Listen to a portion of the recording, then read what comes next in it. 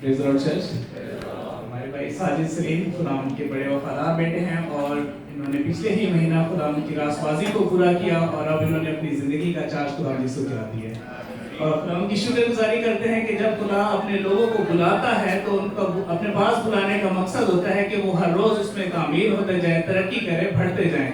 भाई बता रहे हैं कि जब ये पिछले महीने बपतिस्मा के बाद पाकिस्तान गए तो वहाँ पर इनके कुछ स्टमक का कुछ इन्फेक्शन हो गया था और जो कि कंटिन्यू चलता आ रहा था। जब ये वापस भी आ गए तब भी वो उस दर्द को महसूस करते और वो कंटिन्यूस थी।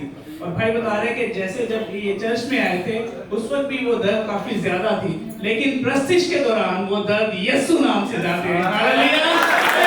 प्रस्तिश जो है वो बंधनों से आजाद करती है, जबरों को छुड़ाती है। हमारा जिंदा खुदा मेरे अजीजों गवाही ये मत समझे कि हमारे कोई मुर्दा जिंदा हो जाएगा। गवाही ईमान से कुछ भी मांगिए आपको मिलेगा, तो वो आपके लिए गवाही। हालेलुया।